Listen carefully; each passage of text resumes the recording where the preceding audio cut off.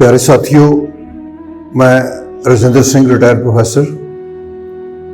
असी पिछले दिनी नानक दुखिया सब संसार एक वीडियो बनाई सी, लेकिन समा घट होने करके उस पूरी तरह नाल कंसैप्ट एक्सप्लेन नहीं सी कीता ते अज उहदा असी पार्ट 2 तुहाडी कचहरी 'च पेश करन लगे हाँ।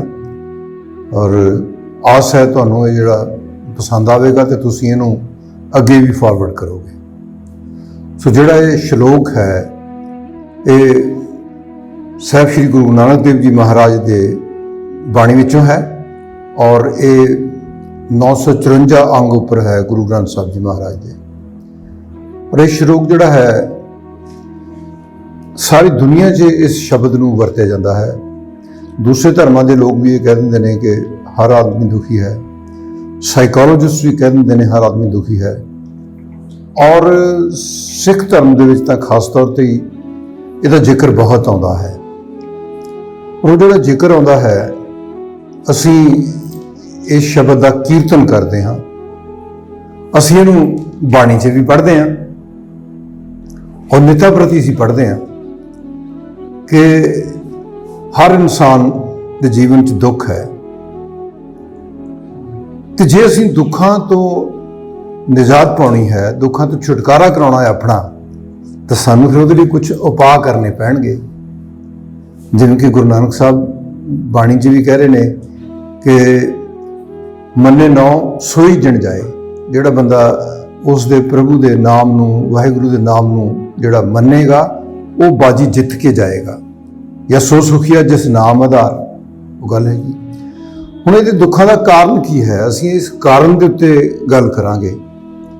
मेन जिहड़ा सब तो वड्डा कारण है कि असीं इस संसार दे विच पूरा जिहड़ी इस पूरी जिहड़ी कायनात है असीं उहदा एक हिस्सा आ। मन तू जोत स्वरूप है अपना मूल पछाण। असीं अपने मूल नूं नहीं पछाणदे। साडा मूल की है?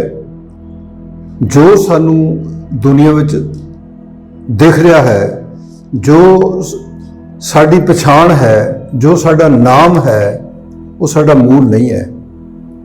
मेरा नाम राजेंद्र सिंह है और राजेंद्र सिंह जिहड़ा नाम है इस बॉडी नूं दिता गया नाम है,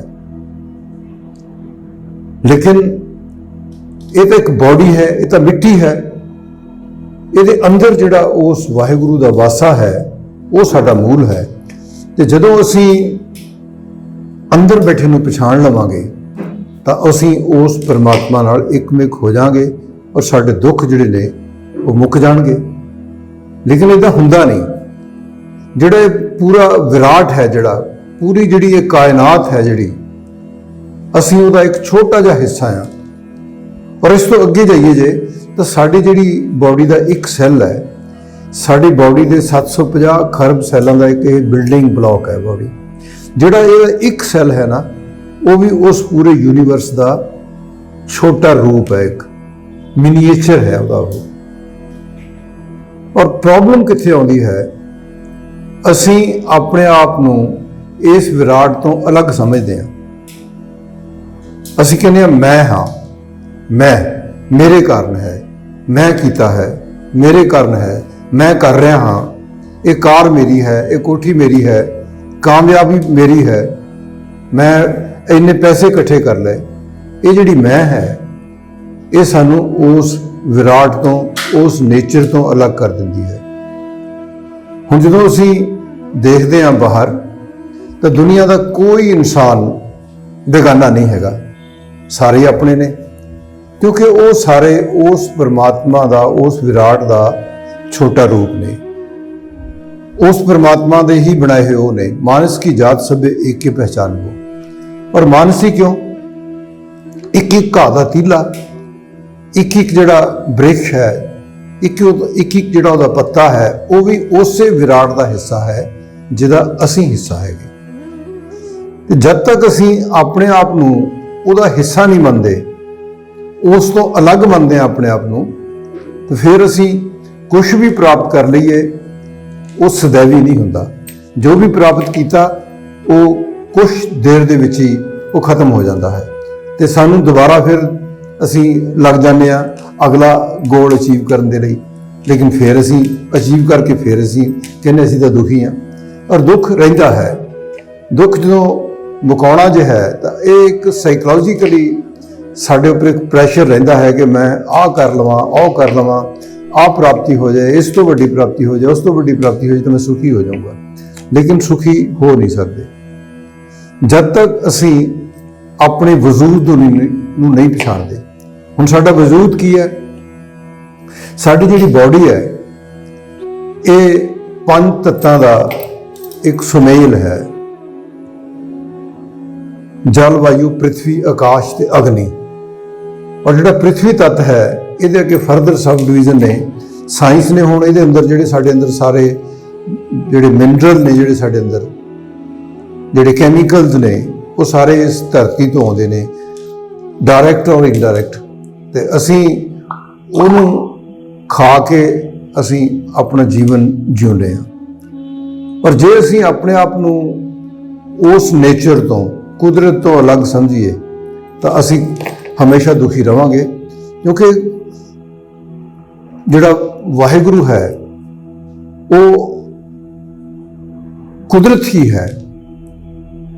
ਨਾਨਕ ਸੱਚ ਦਾਤਾਰ ਸ਼ਨਾਖਤ ਕੁਦਰਤੀ। ਅਸੀਂ ਉਸ ਦਾਤਾਰ ਦੀ ਜਿਹੜੀ ਸ਼ਨਾਖਤ ਹੈ ਉਹ ਅਸੀਂ ਕੁਦਰਤ ਨੂੰ ਦੇਖ ਕੇ ਕਰਨੀ ਹੈ, ਤੇ ਅਸੀਂ ਕੁਦਰਤ ਦੇ ਨਾਲ ਇੱਕ ਦੁੱਖ ਹੋ ਜਾਣਾ ਹੈ, ਇੱਕ ਮਿੱਕ ਹੋ ਜਾਣਾ ਹੈ। ਤੁਸੀਂ ਜਾ ਕੇ ਗਾਰਡਨ 'ਚ ਜਾਓ, ਫੁੱਲ ਦੇਖੋ, ਦੇਖੋ ਕਿੱਡੇ ਸੋਹਣੇ ਫੁੱਲ ਨੇ, ਉਹ ਕਿਸ ਤਰ੍ਹਾਂ ਖਿੜੇ ਹੋਏ ਨੇ। ਇੱਕ ਦਰਖਤ ਨੂੰ ਦੇਖੋ ਤਾਂ ਤੁਸੀਂ ਜਦੋਂ ਦੇਖਦੇ ਹੋ ਤਾਂ ਉਹਦੇ ਵਿੱਚ ਇੱਕ ਪੂਰੀ ਇੱਕ ਲਾਈਫ ਹੈ ਉਹਦੇ 'ਚ। ਔਰ ਉਹ ਜਦੋਂ ਤੁਸੀਂ ਉਹਨੂੰ ਦੇਖੋਗੇ, ਉਹਦੇ ਨਾਲ ਤੁਸੀਂ ਜਦੋਂ ਉਹਨੂੰ ਪਾਣੀ ਦੇਵੋਗੇ, ਉਹਦੀ ਸੇਵਾ ਕਰੋਗੇ ਤਾਂ ਤੁਹਾਨੂੰ ਉੱਥੋਂ ਇਹੋ ਜਿਹੀਆਂ ਵੇਵਜ਼ ਆਉਣਗੀਆਂ ਕਿ ਤੁਹਾਨੂੰ ਲੱਗੂਗਾ ਇਹ ਵੀ ਮੇਰਾ ਸਕਾ ਹੈਗਾ। ਜਿੰਨੇ ਵੀ ਜਾਨਵਰ ਨੇ, ਪੰਛੀ ਨੇ, ਇਹ ਸਾਰੇ ਉਸ ਵਿਰਾਟ ਦਾ ਰੂਪ ਨੇ। ਤੇ ਜਦ ਤੱਕ ਅਸੀਂ ਸਾਰੇ ਵਿਰਾਟ ਦੇ ਰੂਪ ਦੇ ਵਿੱਚ ਆਪਣੇ ਆਪ ਨੂੰ ਬਣਾਉਂਦੇ ਨਹੀਂ, ਅਸੀਂ ਉਦੋਂ ਤੱਕ ਦੁਖੀ ਰਵਾਂਗੇ। ਔਰ ਇਹਦੇ ਲਈ ਸਾਨੂੰ ਵਿਰਾਟ ਨੂੰ ਜਾਣਨ ਲਈ, ਉਹਦੇ ਨਾਲ ਇੱਕਮਿਕ ਹੋਣ ਦੇ ਲਈ ਜਿਹੜਾ ਜਾਣੇ ਨੌ ਸੋਈ ਜਿਣ ਜਾਏ, ਜਿਹੜੀ ਗੁਰੂ ਨਾਨਕ ਸਾਹਿਬ ਜਿਹੜੀ ਗੱਲ ਕਹਿ ਰਹੇ ਨੇ 954 ਅੰਗ ਦੇ ਉੱਪਰ, ਅਸੀਂ ਜਦੋਂ ਤੱਕ ਨਾਮ ਨਹੀਂ ਜਪਦੇ ਉਦੋਂ ਤੱਕ ਅਸੀਂ ਆਪਣੇ ਆਪ ਨੂੰ ਨਹੀਂ ਜਾਣ ਸਕਦੇ, ਆਪਣੇ ਅੰਦਰ ਬੈਠੇ ਉਸ ਪਰਮਾਤਮਾ ਨੂੰ ਨਹੀਂ ਜਾਣ ਸਕਦੇ। ਜਦੋਂ ਅਸੀਂ ਅੰਦਰ ਆਪਣੇ ਬੈਠੇ ਪਰਮਾਤਮਾ ਨੂੰ ਜਾਣ ਲਿਆ ਤਾਂ ਫਿਰ ਅਸੀਂ ਬਾਹਰ ਵੀ ਜਾਣ ਲਿਆ। ਸੋ ਜਿੱਦਾਂ ਮੈਂ ਦੱਸ ਰਿਹਾ ਸੀ ਕਿ ਅਸੀਂ ਇਸ ਨੇਚਰ ਦਾ ਪਾਰਟ ਹੈ, but we are not connected. ਤੇ ਜਦ ਤੱਕ ਅਸੀਂ ਇਹਦੇ ਨਾਲ ਕਨੈਕਟ ਨਹੀਂ ਹੁੰਦੇ ਇਹ ਦੁੱਖ ਰਹਿਣਗੇ। आदमी मुसाफिर है, आता है जाता है, आते जाते रस्ते में यादें छोड़ जाता है। सो ये ਜਿਹੜੀਆਂ ਚੀਜ਼ਾਂ ਨੇ ਸਾਨੂੰ ਇਹ ਜਾਣਨੀਆਂ ਪੈਣਗੀਆਂ। ਔਰ ਅਸੀਂ ਜਦੋਂ ਦੁਖੀ ਹੁੰਦੇ ਹਾਂ, ਜਦੋਂ ਉਹਦਾ ਕੋਈ ਨਾ ਕੋਈ ਕਾਰਨ ਹੁੰਦਾ ਹੈ। ਸਾਨੂੰ ਕੋਈ ਧੋਖਾ ਦੇ ਜਾਂਦਾ ਹੈ, ਦੇ ਜਾਵੇ ਕੋਈ ਗੱਲ ਨਹੀਂ। ਕਹਿੰਦੇ ਧੋਖਾ ਦੇਣ ਨਾਲੋਂ ਧੋਖਾ ਖਾ ਲੈਣਾ ਜਿਹੜਾ ਹੈਗਾ ਉਹ ਬੈਟਰ ਹੈ, ਕਿਉਂਕਿ ਤੁਸੀਂ ਉਹਦੇ ਨਾਲ ਫਿਰ ਦੁਖੀ ਨਹੀਂ ਹੁੰਦੇ। ਦੁਖੀ ਉਹ ਧੋਖਾ ਦੇ ਗਿਆ, ਦੇ ਜੇ, ਜਿਹੜਾ ਦੇਣਾ ਸੀ ਉਹਨੇ, ਵੀ ਉਹਨੇ ਮਾੜਾ ਕਰ ਲਿਆ, ਉਹਦਾ ਅਸੀਂ ਇਹੀ ਸੋਚੀਏ ਵੀ ਉਹਦਾ ਅਸੀਂ ਦੇਣਾ ਸੀ ਉਹ ਲੈ ਗਿਆ, ਖਤਮ ਹੋਈ ਗੱਲ। ਗੁਰਬਾਣੀ ਵਿੱਚ ਬਾਬਾ ਫਰੀਦ ਜੀ ਦਾ ਇੱਕ ਸ਼ਲੋਕ ਆਉਂਦਾ ਹੈ, ਫਰੀਦਾ ਬੁਰੇ ਦਾ ਭਲਾ ਕਰ, ਗੁੱਸਾ ਮਨ ਨਾ ਹੰਢਾਏ, ਦੇਹੀ ਰੋਗ ਨਾ ਲੱਗੇ, ਪੱਲੇ ਸਭ ਕੁਝ ਪਾਏ। ਕਿਸੇ ਦਾ ਬੁਰਾ ਨਹੀਂ ਕਰਨਾ ਆਪਾਂ, ਗੁੱਸਾ ਮਨ 'ਚ ਹੰਢਾਉਣਾ ਹੈ। ਹਾਂਜੀ, ਉਹ ਜਿਹੜੀਆਂ ਗੱਲਾਂ ਜਿਹੜੀਆਂ ਆਉਂਦੀਆਂ ਨੇ ਉਹ ਸਾਰੀਆਂ ਹੀ ਸਾਨੂੰ ਸ਼ਾਂਤ ਕਰਨ ਨੂੰ ਆਉਂਦੀਆਂ ਨੇ। ਹਾਂਜੀ, ਔਰ ਜਦੋਂ ਅਸੀਂ ਆਪਣੇ ਆਪ ਨੂੰ ਸ਼ਾਂਤ ਕਰਨਾ ਹੈ ਤਾਂ ਫਿਰ ਅਸੀਂ ਜਿਹੜਾ ਜੀਵਨ ਹੈ ਇਹਦੇ ਬਾਰੇ ਅਸੀਂ ਜਦੋਂ ਅਸਲੀ ਜਾਣ ਲਵਾਂਗੇ ਕਿ ਜੀਵਨ ਨੇ ਜਿੱਥੋਂ ਸਟਾਰਟ ਹੋਣਾ ਹੈ ਉੱਥੇ ਜਾ ਕੇ ਜੀਵਨ ਦਾ ਐਂਡ ਹੋ ਜਾਣਾ ਹੈ। ਜੀਵਨ ਕਿੱਥੋਂ ਸਟਾਰਟ ਹੁੰਦਾ ਹੈ? ਇੱਕ ਸੈੱਲ ਤੋਂ ਸਟਾਰਟ ਹੁੰਦਾ, ਔਰ ਉਹ ਸੈੱਲ ਜਿਹੜਾ ਹੈ ਸਾਨੂੰ ਆਪਣੇ ਪੇਰੈਂਟਸ ਤੋਂ ਮਿਲਦਾ ਹੈਗਾ। ਪੇਰੈਂਟਸ ਨੂੰ ਜਿਹੜਾ ਸੈੱਲ ਉਹ ਕਿੱਥੋਂ ਆਇਆ? ਕਿਉਂਕਿ ਪੇਰੈਂਟਸ ਨੇ ਵੀ ਇਸ ਧਰਤੀ ਨੂੰ ਖਾਧਾ। ਜਿਵੇਂ ਕਿ ਗੁਰਬਾਣੀ ਕਹਿੰਦੀ ਹੈ, ਪਵਨ ਗੁਰੂ ਪਾਣੀ ਪਿਤਾ ਮਾਤਾ ਧਰਤ ਮਾਤ।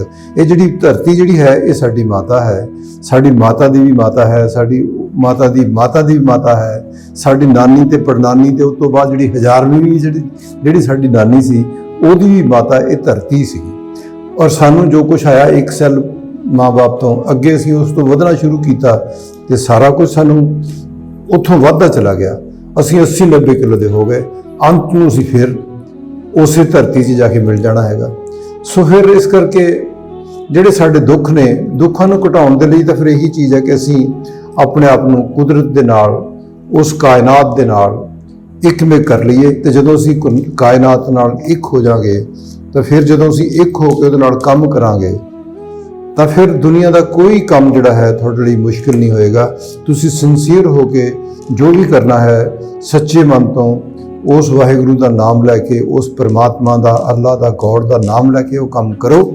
ਜਦੋਂ ਅਸੀਂ ਉਹ ਕੰਮ ਕਰਾਂਗੇ ਤਾਂ ਫਿਰ ਸਾਡੀ ਜਦੋਂ ਸਿੰਸੀਅਰ ਹੋ ਕੇ ਅਸੀਂ 100% ਉਸ ਕੰਮ ਤੇ ਆਪਣੇ ਐਫਰਟ ਲਾਵਾਂਗੇ ਤਾਂ ਫਿਰ ਖੁਸ਼ੀਆਂ ਖੇੜਿਆਂ ਦੀ ਬਰਸਾਤ ਹੋਵੇਗੀ ਔਰ ਪੂਰੀ ਕਾਇਨਾਤ ਤੁਹਾਡੀ ਮਦਦ ਤੇ ਆ ਜਾਏਗੀ। ਉਹ ਇਸ ਤਰ੍ਹਾਂ ਤੁਹਾਨੂੰ ਮਹਿਸੂਸ ਹੋਏਗਾ ਕਿ ਜਿਵੇਂ ਉਹ ਵਾਹਿਗੁਰੂ, ਉਹ ਗੋਡ, ਉਹ ਪਰਮਾਤਮਾ ਔਰ ਉਸ ਪਰਮਾਤਮਾ ਦੀ ਸ਼ਕਤੀ ਤੁਹਾਨੂੰ ਧੱਕੇ ਮਾਰ ਕੇ ਅੱਗੇ ਤੋਰ ਰਹੀ ਹੈ, ਤੁਹਾਨੂੰ ਤੁਹਾਡੀ ਮੰਜ਼ਿਲ ਵੱਲ, ਤੁਹਾਡੇ ਨਿਸ਼ਾਨੇ ਵੱਲ ਅੱਗੇ ਲੈ ਕੇ ਵਧੀ ਜਾਂਦੀ ਹੈ। ਸੋ ਤੁਸੀਂ ਜਦੋਂ ਇਹ ਸਾਰਾ ਕੁਝ ਕਰੋਗੇ, ਆਪਣੇ ਆਪ ਨੂੰ ਉਸ ਕਾਇਨਾਤ ਦੇ ਨਾਲ ਮਿਕਸ ਕਰ ਲਓਗੇ, ਮਰਜ ਕਰ ਲਓਗੇ ਔਰ ਆਪਣੀ ਹੋਂਦ ਨੂੰ ਮਿਟਾ ਦੋਗੇ ਤਾਂ ਫਿਰ ਤੁਹਾਡੇ ਜਿਹੜੇ ਦੁੱਖ ਨੇ ਉਹ ਸਾਰੇ ਮਿਟ ਜਾਣਗੇ। ਦੁੱਖ ਕੋਈ ਰਹਿ ਹੀ ਨਹੀਂ ਸਕਦਾ ਫਿਰ। ਸੋ ਇੰਨੀਆਂ ਬੇਨਤੀਆਂ ਪ੍ਰਵਾਨ ਕਰਨੀਆਂ ਔਰ ਸਦਾ ਦੀ ਤਰ੍ਹਾਂ ਜਿੱਦਾਂ ਮੈਂ ਕਹਿਣਾ ਹੁੰਦਾ ਕਿ ਬੀਬੀਆਂ ਦਾ, ਭੈਣਾਂ ਦਾ, ਬੇਟੀਆਂ ਦਾ ਹਮੇਸ਼ਾ ਸਤਿਕਾਰ ਕਰੋ। ਜਿਸ ਸਮਾਜ ਦੇ ਵਿੱਚ ਔਰਤ ਦੀ ਇੱਜ਼ਤ ਨਹੀਂ ਹੁੰਦੀ, ਉਹ ਜਿਹੜਾ ਸਮਾਜ ਹੈ ਉਹ ਜੰਗਲੀ ਸਮਾਜ ਹੋ ਜਾਂਦਾ ਹੈ।